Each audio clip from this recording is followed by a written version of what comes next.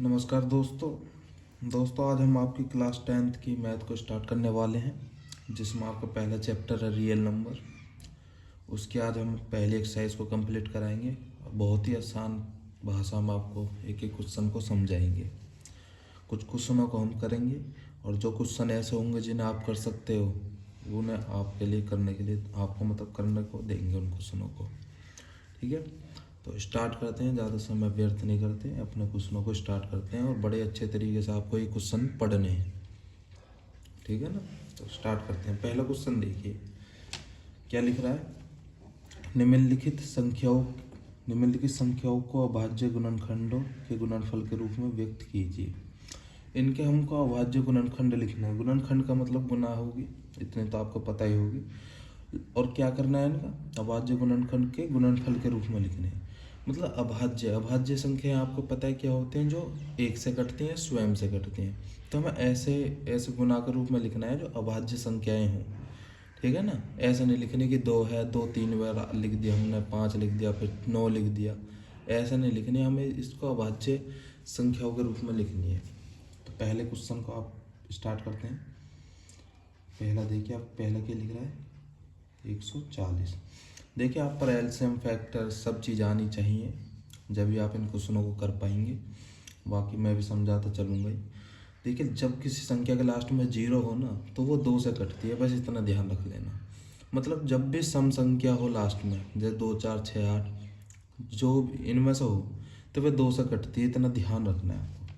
तो 2 से काटेंगे पहले, 2 सत्ते 14, आ जाना कि 0। फिर 2 से काटेंगे, 2 तिया 6, अभी 7 लिख रहा है, 1 बचा, 1 यहाँ से हो गया, 0 यहाँ से, 10 हो गया, 2 पंजे 10। अब 7 से काटेंगे, ये 5 से काट लीजिए, 5 से काटते हैं, 5 सत्ते 35, 7 एकम 7। अब देखिए इसके अभाज्य गुणनखंड कैसे लिखेंगे।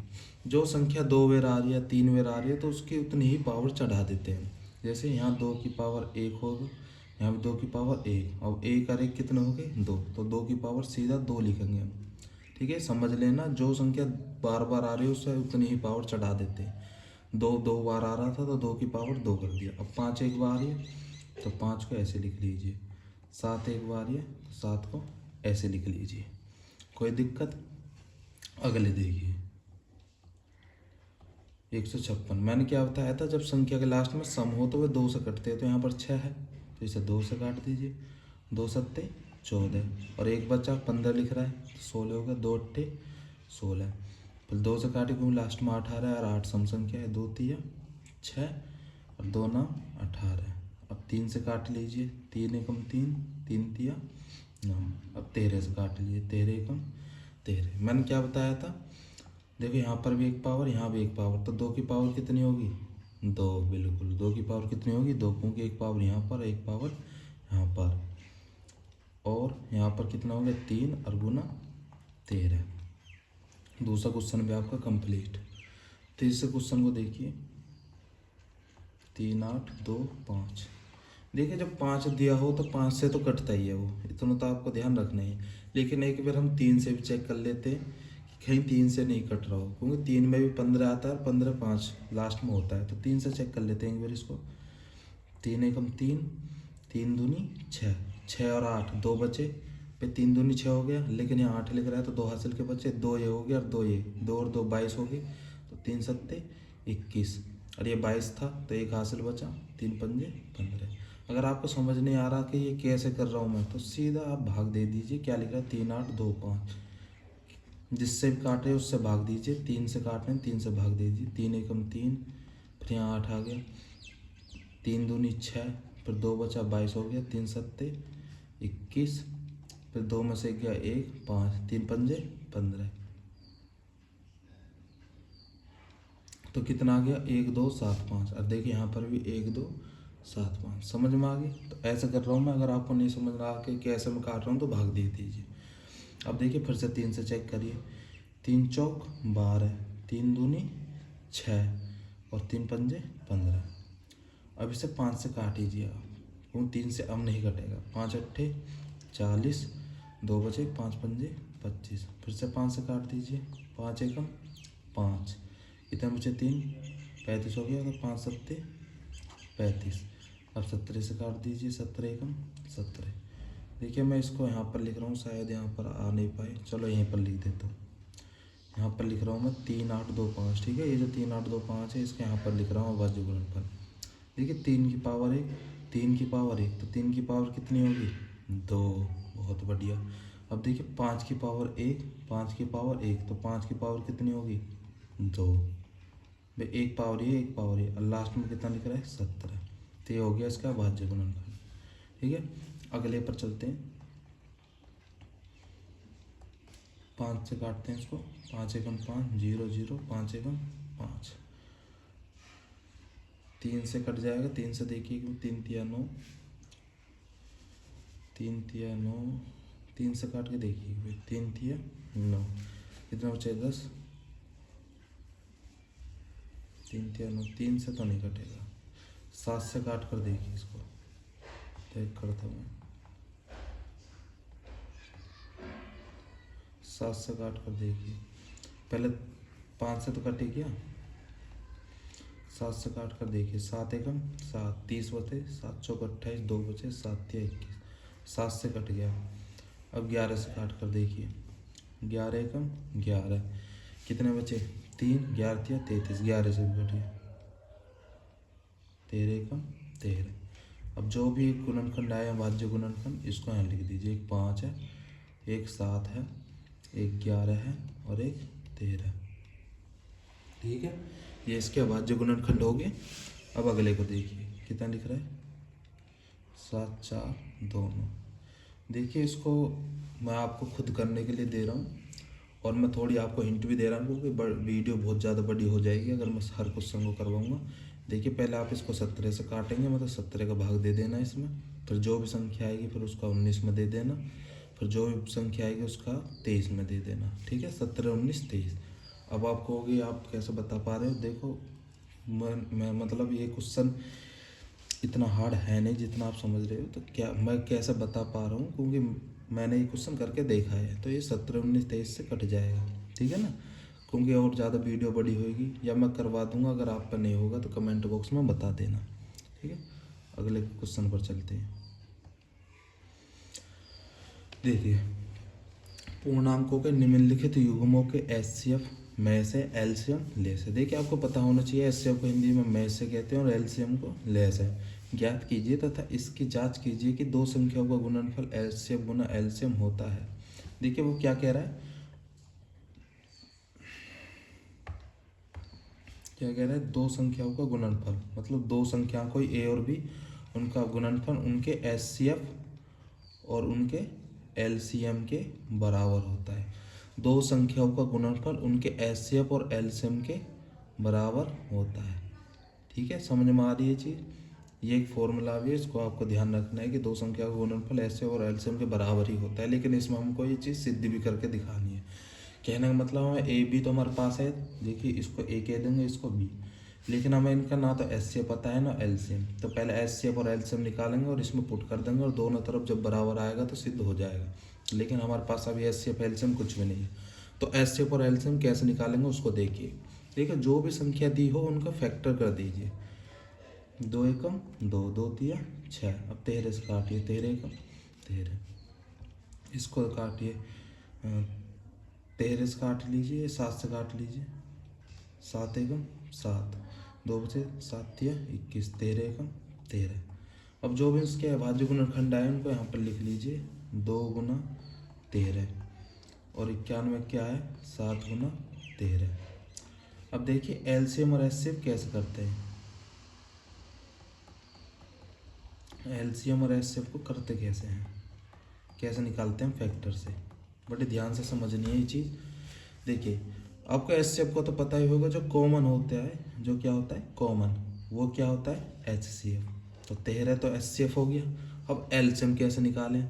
तो जो कॉमन होता है वो तो आपको लेना ही है, ध्यान से सुनिए, जो कॉमन है वो तो आपको लेना है, जो बच रहा है उसको भी ले लीजिए। देखिए 7 बच रहा है, 2 बच रहा है, तो 7 और 2, ठीक है। अब इनकी गुना कर दीजिए, 7 दूनी 14, और 14 गुना 13 में करोगे, मैं यहाँ पर कर रहा हूँ 14 गुना 13 में, 3 चौक 12, 3 एकम 3 4, 4 1 2 4 4 8 182। तो कितना आ गया 182। ठीक है दोस्तों, यहाँ तक तो किसी कोई दिक्कत नहीं होगी। अब देखिए हमारे पास एलसीएम भी आ गया और एचसीएफ भी आ गया। अब इस फॉर्मूले में पुट करेंगे a गुना बी। तो a का मान मैंने आपको बताया ये a का मान होता है, b का मान होता है। तो a का मान कितना हो गया 26 और b का मान कितना हो गया 91 बराबर एचसीएफ कितना है 13 और एलसीएम कितना है 182। देखिए इस फॉर्मूले में पुट करा है, कोई इतनी बड़ी घबराने वाली बात नहीं है। अब इनके सीधे सीधे गुना कर दीजिए 26 की 91 में, इसके इसमें, और दोनों तरफ बराबर आएगा और सिद्ध हो जाएगा। मैं करके दिखाता हूँ आपको इस क्वेश्चन में। 26 गुना 91, 6 2 9 छिक्के 54, 9 दूनी 18, 18 और 5 23, 6 4 2 6 3 2। तो कितना आ गया 23 66। कितना आ गया 23 66। अब इधर की गुना करिए 13 गुना 182 में, 182 में किसकी गुना करनी है 13 की। 3 दूनी 6 3 24, 3 एकम 3 और 2 हासिल के 5, 2 8 1, 6 4 2 6 8 5 13 हासिल लगा 1 2, 23 66, 23 66। ठीक है, देखिए दोनों तरफ कैसा आंसर आ गया, दोनों तरफ बराबर आ गया। और हमें ये चीज़ इसमें सिद्ध करके दिखानी है कि दो संख्याओं का गुणनफल उनके एलसीएम और एचसीएफ के बराबर होता है। दो संख्याओं का गुणनफल उनके एलसीएम और एचसीएफ के बराबर होता है। ये देखिए दो संख्याओं का गुणनफल उनके एलसीएम और एचसीएफ के बराबर होता है। ये चीज़ हमने यहाँ पर सिद्ध करके दिखा दी। बस इतना करना है आपको इन क्वेश्चनों में। एक और क्वेश्चन में करवाता हूँ, अगले को देखिए। इसको मैं मिटो देता हूँ, अगर स्क्रीनशॉट लेना चाहते हैं तो स्क्रीनशॉट ले लेना। मैं अगले क्वेश्चन करवाता हूँ।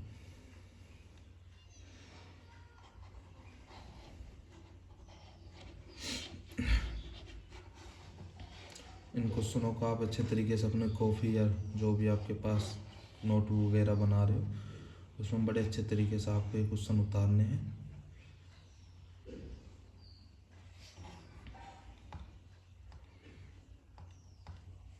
देखिए क्या लिख रहा है क्वेश्चन नंबर 2,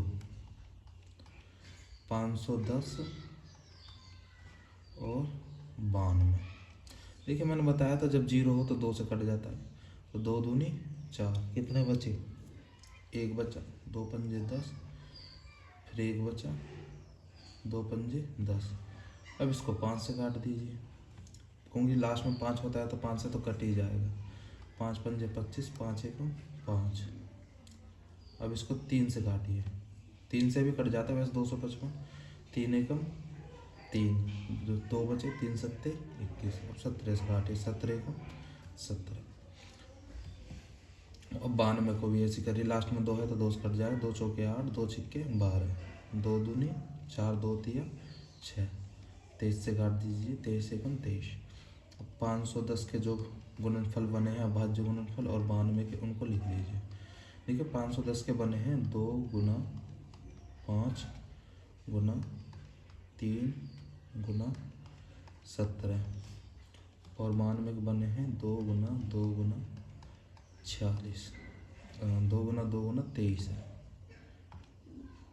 2 गुना 2 गुना 23। ठीक है, अब इसका एलसीएम और एचसीएफ निकालेंगे हम, क्योंकि हम अभी मैंने आपको सिखाया था एलसीएम और एचसीएफ कैसे निकालते हैं। एचसीएफ तो आपको पता है कि जो कॉमन होता है उसको ले लीजिए। 1 2 कॉमन है यहाँ पर, और क्या कॉमन है, और तो कुछ कॉमन नहीं है यहाँ पर, सिर्फ 2 कॉमन है। एचसीएफ कितना हो गया 2। और एलसीएम जो कॉमन होता है उसे तो लेते ही हैं, बाकी जो बचा होता है उसे भी ले लेते हैं। 5 3 17, 5 3 और 17, 2 23, 2 और 23। अब इन सब की गुना करेंगे हम यहाँ पर। 5 दूनी 10, 10 की 3 में करी 30, 5 दूनी 10, 20 किस में करी 10, 10 की 3 में करी 30, 5 दूनी 10, 10 की 3 में करी 30, 30 दूनी 60, 60 गुना 17 गुना 23। ठीक है, अब 60 की 23 की गुना इसमें कर लो। 60 में 6 तिया 18, 6 दूनी 12, 13। 13 80 आ गया। 60 की जब हमने 23 में गुना करी, अब बचा यहाँ पर 17। अब 17 की गुना 13 80 में करेंगे। यहाँ पर कर रहा हूँ मैं 13 80 गुना 17। 7 की जीरो में करिए 0, 7 अट्ठे 56, 7 अट्ठे 56। हाँ, अब 7 तिया 21, 21 और 5 26, 7 एकम 7 और 2 9। ठीक है ना, गुना में बस गुना में गलती नहीं होनी चाहिए, ये पूरा क्वेश्चन फिर गलत हो जाएगा। 0 8 3 1, 0 6 8 से 14, 9 3 12 13, कितना आ गया 23 460। टोटल गुना करके कितना आ गया 23 460। ठीक है, अगले अब क्या करते हैं, जो भी एलसीएम एचसीएफ के लिए इस फॉर्मूले में पुट करते हैं। क्या होता है फॉर्मूला, अभी मैंने लिखवाया था, मिट गया है ध्यान से। क्या लिखवाया था, ए गुना बी एलसीएम गुना एचसीएफ।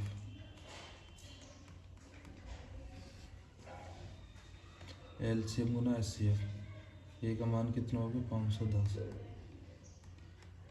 बी का मान 92, एलसीएम कितना हो गया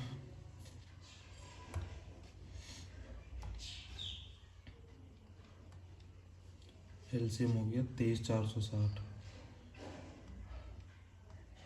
एचसीएफ हो गया 2। इनकी गुना करिए 510 गुना 92, 2 पंजे 10, 9 एकम 9, 9 पंजे 45, 0 2 9 5 और 1 6 4, कितना आ गया 4 6 9 2 0। अब इसमें गुना करिए 23 460 में किसी गुना करनी है 2 की, 2 छिक्के 12, 2 चौके 8, 2 तिया 6, 2 दूनी 4, 4 6 9 2 0। दोनों तरफ कैसा आ गया बराबर आ गया। तो इसमें भी सिद्ध कर दिया हमने, दोनों दो संख्याओं को गुणनफल उनके एलसीएम और एचसीएफ के बराबर होता है। दो संख्याओं का गुणनफल उनके एलसीएम और एचसीएफ के बराबर होता है। ठीक है दोस्तों, दोनों क्वेश्चनों में मैंने जो भी कैलकुलेशन थी आपको इसी प्रकार से हर सवाल में कैलकुलेशन करनी है। देखिए आप पर जोड़ घटाने गुना भाग ये सभी चीज़ें तो आनी ही चाहिए। अगर ये चीज़ें नहीं आएंगी तो आप क्वेश्चनों को नहीं कर पाएंगे और आपका मैथ बहुत ज़्यादा वीक हो जाएगा। ठीक है, अब अगले क्वेश्चन की तरफ चलते हैं। 336 और 54। देखिए इसको आप खुद करेंगे, अगर आप पर नहीं होता तो मुझे कमेंट बॉक्स में बताना क्या करोगे। कितना लिख रहा है 336। जिस बच्चे ने ये दो क्वेश्चन बड़े अच्छे तरीके से समझे, तीसरे को बड़े ऐसे उड़ा देगा एकदम हवा में। पहले इसको आप काटेंगे, लास्ट में 6 है तो 2 से काटेंगे, और 54 लास्ट में 4 है फिर 2 से काटेंगे। इस प्रकार से इन दोनों को गुणनखंड करेंगे। जो भी गुणनखंड आएगा फिर उनका जो कॉमन होता है वो एलसीएम, और जो कॉमन होता है उसको भी लेते हैं, और जो बचे रहते हैं वो एलसीएम, और इन सब की गुना कर देंगे। ठीक है, तो ये सब क्वेश्चन आप स्वयं करेंगे। अब चलते हैं अगले क्वेश्चन की तरफ। देखिए क्वेश्चन नंबर 3 को, अभाज्य गुणनखंड विधि द्वारा निम्नलिखित पूर्णांकों के एचसीएफ और एलसीएम ज्ञात कीजिए। मैं दो क्वेश्चनों को बड़े अच्छे तरीके से समझाऊंगा, और ज़्यादा समय नहीं हुआ तो मैं तीसरे को समझा दूंगा, लेकिन आपको बड़े ही अच्छे तरीके से समझने हैं क्वेश्चन। क्या करने, अभाज्य गुणनखंड विधि द्वारा एचसीएफ और एलसीएम। बिल्कुल जो अभी मैंने आपको पीछे समझाया था वहाँ पर आपको बताया था कि एलसीएम कैसे करते हैं और एचसीएफ कैसे करते हैं, अभी समझाया था। तो बिल्कुल उसी की तरह डिक टू डिक। पहले 12 का अभाज्य गुणनखंड करिए, 2 छिक्के 12, 2 तिया 6, 3 एकम 3, 3 से काटे 3 पंजे 15, 5 एकम 5, 3 से काटे 3 सत्ते 21, 7 एकम 7। अब 12 क्या आए थे 2 गुना 2 गुना 3, और 15 के क्या आए 3 गुना 5। डिक टू डिक पहले वाले की तरह, बस उसमें सिद्ध करके दिखा रहे थे और इसमें सीधा सीधा आपको क्वेश्चन करने हैं। और 7 गुना 21 का क्या है 3 गुना 7, ठीक है। अब मैंने क्या बताया था, इसमें क्या क्या निकालना है, HCF और LCM, ये तीनों चीज़ निकालनी है, और दोनों चीज़ निकालनी है, HCF भी निकालना है। HCF क्या होता है, जो कॉमन होता है वो उसका HCF होता है। तो कॉमन क्या है इसमें पूरे में, देखिए यहाँ पर 2 है, पूरे में 2 नहीं, देखिए यहाँ पर 3, यहाँ पर 3, यहाँ पर भी 3, ये चीज़ क्या है कॉमन, सब में आ रही है 3, तो HCF तो 3 हो गया। ठीक है।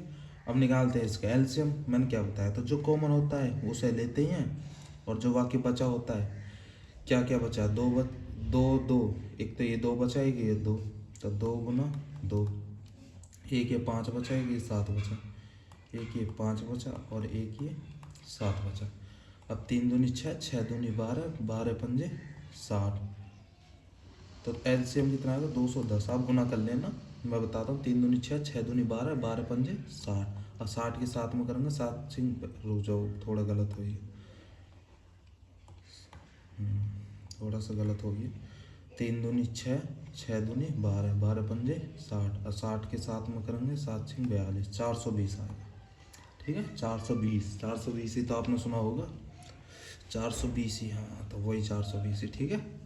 अगले करते हैं दूसरे को, स्क्रीनशॉट ले लेना या कॉपी में उतार लेना आप, मैं इसको मिटा रहा हूँ, अगले क्वेश्चन को भी इसी में करवा दूँगा।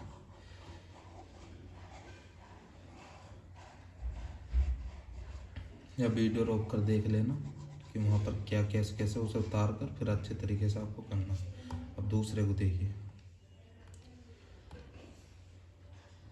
दूसरे क्वेश्चन को देखिए, क्या कितना लिख रहा है, 17, 23, 29। ठीक है, बिल्कुल उसी की तरह ही देखिए, 17 किसी से नहीं कटता, 17 एकम 17, 23 भी किसी से नहीं कटता, 23 एकम 23, क्योंकि ये सभी अभाज्य संख्या है। 29 किसी से नहीं कटता, तो 29 एकम 29। अब मैं सीधा सीधा लिख रहा हूँ क्योंकि इसमें ज़्यादा कुछ है नहीं, तो LCM और HCF सीधा सीधा कर रहा हूँ मैं, ज़्यादा समय व्यर्थ नहीं करूँगा। देखिए पहले HCF निकालते हैं। HCF क्या होता है, जो सब में कॉमन होता है। अब आप कहोगे कि यहाँ पर तो कुछ भी कॉमन है ही नहीं, यहाँ पर 17, यहाँ पर 23, यहाँ पर 29, तो इसका क्या होगा। देखिए छोटे बच्चे को भी पता होती है, जिन्होंने बचपन में 4वीं 5वीं क्लास के बच्चे से पूछ लेना, बड़े आसानी से इसका आंसर बता देगा। देखिए सब में एक, यहाँ पर भी एक है, यहाँ पर भी एक है, यहाँ पर, इसे 1 से काट दीजिए, इसे 1 से काट दीजिए, एक ही कम है, एक कम है। अब देखिए सब में 1 आ गया, तो HCF कितना हो गया इसका, 1 हो गया। समझ में आ गया। ठीक है, अगर कहीं पर कोई चीज़ कॉमन ना मिले तो उसका HCF 1 होता है, सीधी सीधी सी बात ये है। अगले को देखिए, 17, 23 और 29, तो जो मैंने क्या बताया था, जो कॉमन होता है उसको लेते हैं। अब एक को लो, मतलब क्योंकि एक को ना किसी में कर लो वही आता है, तो और जो कॉमन नहीं होता, 17, 23, 29 ये कॉमन नहीं है, तो ये क्या हो जाएंगे इसके LCM। अब इनकी गुना कर कीजिए, 23 गुना 17, गुना का सिस्टम थोड़ा टेढ़ा पड़ता है, 7 या 21, 7 दूनी 14, 15, 16, 3 2, 6 3 9, 2 1 3। कहीं पर गुना गलत हो जाए तो आपको थोड़ा देख लेना, वैसे गलत होगी नहीं, 7 21, 7 दूनी 14, 15 16। ठीक है, अब इसमें 17 23 में कर ली, अब जो भी आंसर आया उसके 29 में करेंगे गुना। 9 एकम 9, 9 निम 81, 81, 9 निम 81, 8 बचा, 9 3 27, 27 और 8 35। अब 2 एकम 2, 2 नाम 18, 2 तिया 6। ठीक है, 9, 2 1 3, 8 5 13, 7 3 10 11, तो कितना आ गया LCM इसका, 11 339। ठीक है, ये इसका क्या आ गया, आंसर आ गया। वैसे सही है, कहीं गुना भाग में गलती हो जाए तो देख लेना, वैसे गलती होगी नहीं। ठीक है, ठीक ठीक।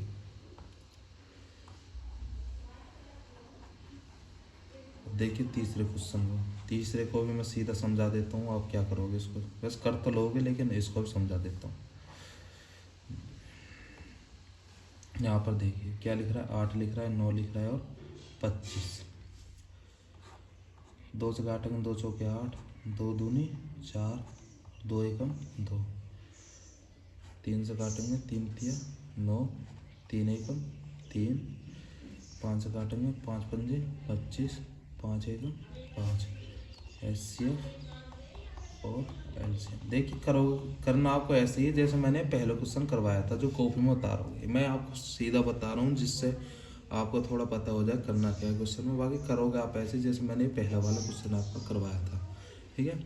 एलसीएम क्या होता है, जो कॉमन होता है। सब में क्या कॉमन आ रहा है, यहाँ पर 2 है, यहाँ पर 3 है, यहाँ पर 5, कुछ भी कॉमन है नहीं। ठीक है। तो एलसीएम कितना हो गया, 1। एलसीएम आप सबकी गुना कर दीजिए, क्योंकि कुछ कॉमन नहीं है तो जितने भी हैं 5 5, 3 3, 2 2 2 सब लेने पड़ेंगे हमको। 2 दूनी 4, 4 दूनी 8। ठीक है। सीधा कर रहा हूँ मैं, 3 तिया 9। अब इससे मत घबरा जाना कि इसमें क्यों गुना कर रहे हैं, क्योंकि कुछ कॉमन नहीं है तो सभी को यहाँ पर लेंगे। जब सभी को लेंगे तो सभी की तो गुना होगी। तो मैं सीधी कर रहा हूँ, 2 दूनी 4, 4 दूनी 8, 3 तिया 9, 5 पंजे 25, 25 निम्मा 225।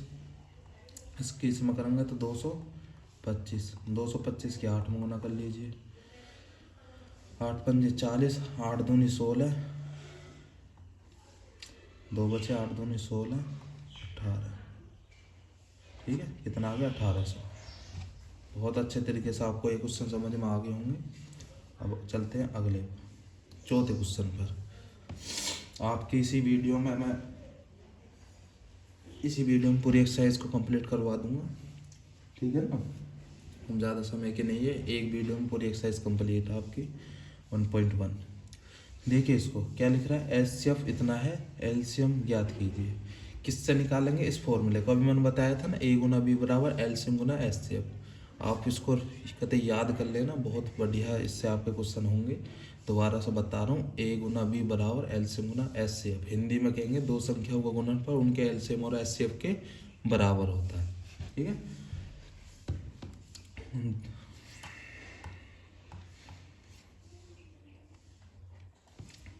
क्या होता है, दो संख्याओं का गुणनफल उनके एलसीएम और एचसीएफ गुणनफल के बराबर होता है। एचसीएफ और एलसीएम के गुणनफल के बराबर। तो ए का मान तो ये होता है और बी का मान ये, दोनों तरफ ए की संख्या आपको मिलेगी।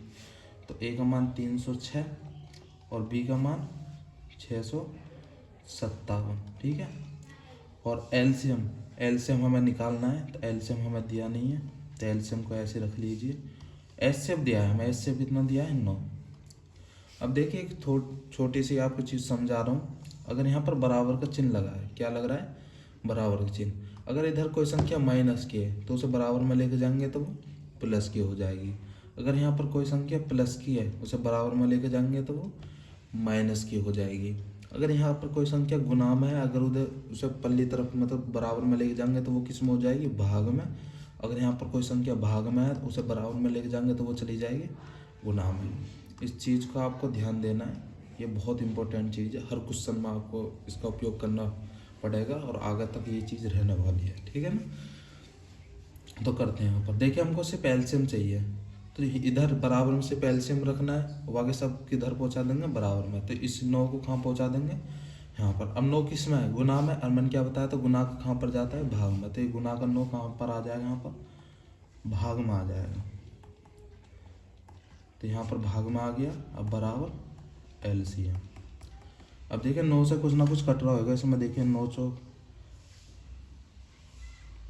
ये कट जाएगा 9 से। देखिए 9 तिया 27, 30 लिख रहा है यहाँ पर। तो 27 में 30 होने में 3 बचे, 3 हासिल के बचे, 36 हो गया। 9 चौक 36। भाग दे के देख लेना, 9 से 306 34 फिर कट जाएगा।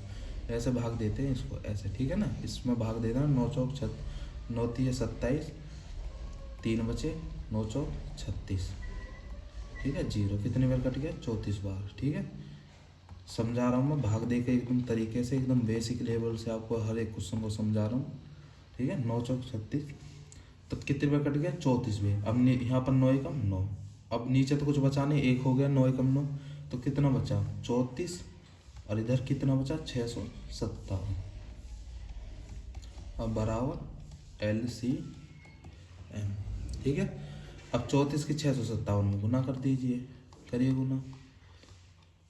4 सत्ते 28, 4 पंजे 20, 2 22, 4 सिंह 24, 2 26, 3 सत्ते 21, 3 पंजे 15, 16 17, 3 सिंह 18 और 1 19, 8 2 1 3, 6 6 12 13, 9 2 11 12 2, तो कितना आ गया, इनके गुना करके 2 2 3 3 8 बराबर LCM। ठीक है, इस प्रकार से कर सकते हैं इस क्वेश्चन को। और कुछ बच्चे दिमाग लगाते 306 को लेते 657, फिर इनका गुणनखंड करते LCM, जैसे बचपन में पढ़े हमने LCM ऐसे करते तो बहुत ज़्यादा समय लग जाता। अब कुछ नहीं करा हमने, सीधे सीधे मान को रखा है। देखिए ज़्यादा समय का क्वेश्चन नहीं है, मैं आपको समझा रहा हूँ इसलिए समय लग रहा है, बाकी मात्र 2 से 3 मिनट का क्वेश्चन है सगड़े, 2 से 3 मिनट में पूरे क्वेश्चन खत्म। ठीक है ना, आपको समझा रहा हूँ इसलिए थोड़ा समय लग रहा है। अब चलते हैं अगले क्वेश्चन की तरफ। 5वां क्वेश्चन देखिए, मैंने इसका आंसर सीधा यहाँ पर पुट कर दिया है, मतलब रख दिया है। आपको इसको कॉपी में बड़े अच्छे तरीके से उतार लेना है। क्या लिख रहा है, जांच कीजिए कि क्या किसी प्राकृतिक संख्या n के लिए संख्या 6 n अंक 0 पर समाप्त हो सकती है। शायद कुछ क्वेश्चन में दिक्कत लग जाए, 6 की पावर शायद n है, चलो कोई नहीं। यदि कोई संख्या 0 पर समाप्त होती है, क्या लिख रहा है, यदि कोई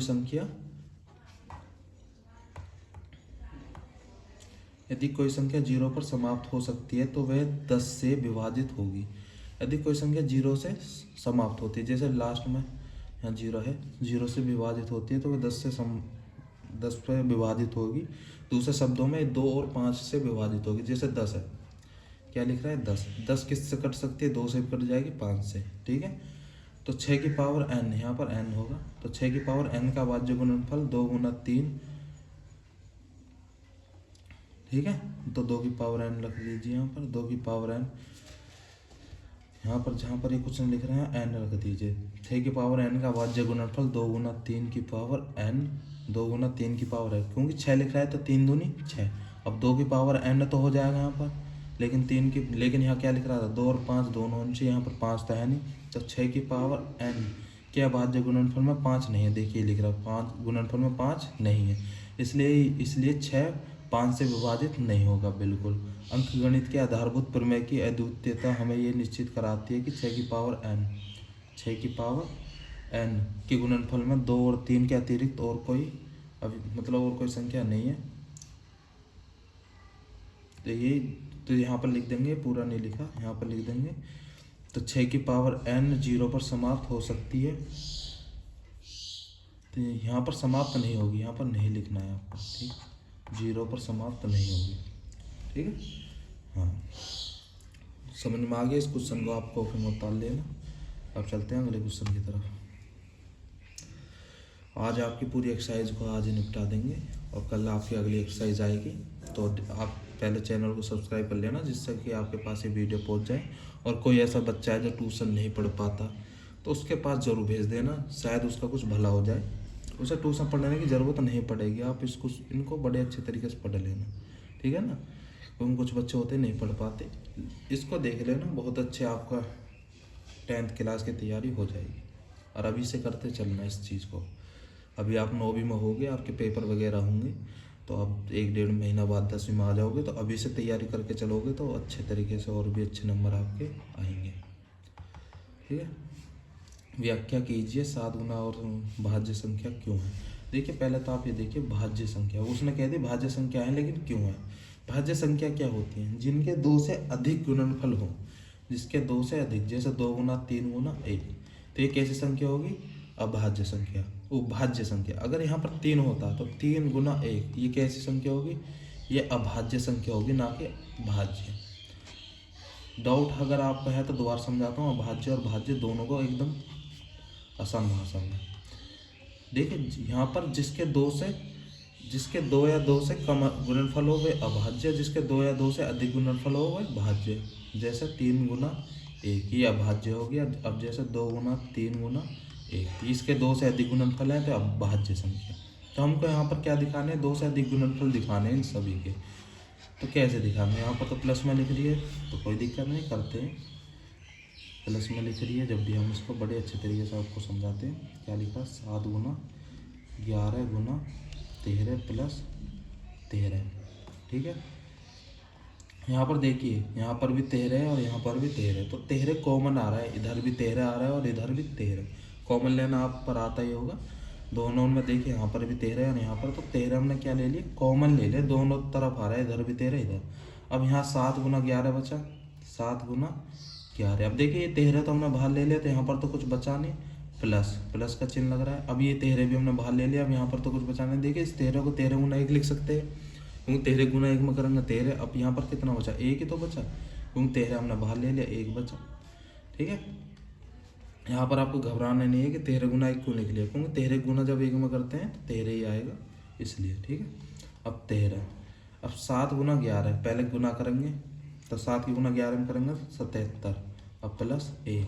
ठीक है, अब 13, 77 और 1 78, 77 में और 1 78, अब गुना 77 में 1 जोड़ा 78। अब खूब सोचोगे कि गुना क्यों आ गई, जब ब्रैकेट इस प्रकार से हो तो ब्रैकेट जब हटाते हैं तो गुना का चिन्ह आ जाता है वहाँ पर। ठीक है, अगर प्लस पहले से लिख रहा है तो कोई दिक्कत है नहीं, लेकिन यहाँ पर कोई चिन्ह नहीं लग रहा तो वहाँ पर गुना का चिन्ह होता है, तो ब्रैकेट खोलेंगे तो गुना का चिन्ह आ जाएगा। ये एकदम बेसिक बातें हैं। अब देखिए 78, इसको क्या लिख सकते हैं, 13 चिन्ह कितने होते हैं, 13 चिन्ह 78 ही तो होते हैं, तो इस 78 क्या लिख सकते हैं, 13 गुना 6 लिख सकते हैं। अभी 13 78 लिख रहा है, 13 चिन्ह 78। अब देखिए मैंने क्या बताया था, भाज्य संख्या कब होगी, जब उसके 2 या 2 से अधिक गुणनफल होंगे। देखिए यहाँ पर 1 2 3 कितने गुणनफल है, 3, और भी बन जाएंगे। जब हम इस 6 को लिखेंगे 2 गुना 3 तो 4 5 और गुणनफल बन जाएंगे।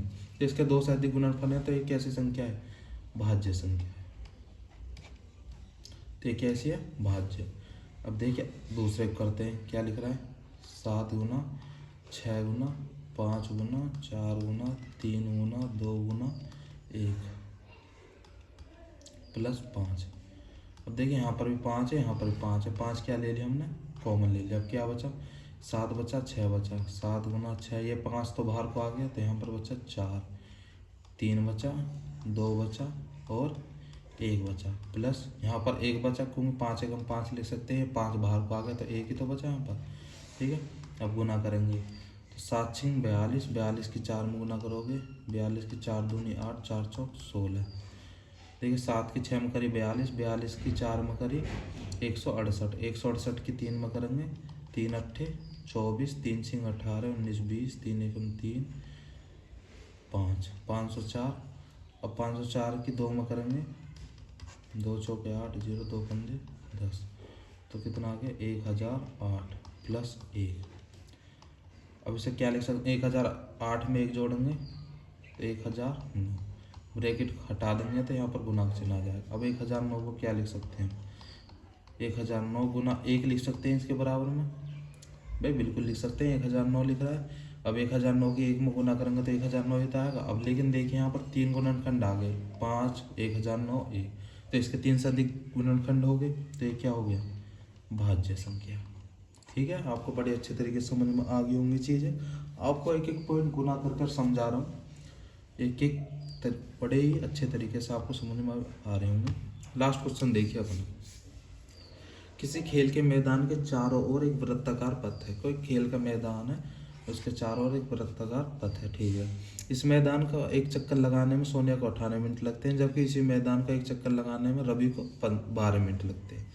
रवि को क्या लगते हैं, 12 मिनट। ठीक है, एक सोनिया है, सोनिया को 18 मिनट लगते हैं और रवि को 12 मिनट लगते हैं। मान लीजिए वे दोनों एक ही स्थान और एक ही समय पर चलना प्रारंभ करके एक ही दिशा में चलते हैं, कितना समय बाद पुनः प्रारंभिक स्थान पर मिलेंगे। तो इसमें आपको कुछ नहीं करना, आपको इसमें एलसीएम कर देना है।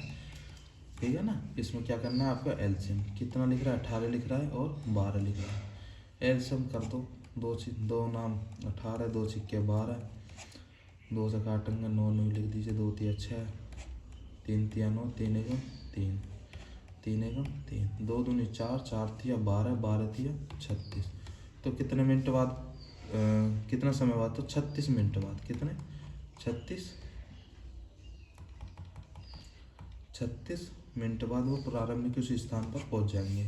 आपको उस समय क्या करना है, इस लाइन को पूरी लिख लेना है। पहले सबसे पहले आप इस लाइन को यहाँ तक लिख लीजिए, यहाँ तक लिख देना है। उसके बाद फिर आपको ये चीज़ करनी है और लास्ट में 36 मिनट, बिल्कुल आपको इस सवाल सॉल्यूशन हो जाएगा।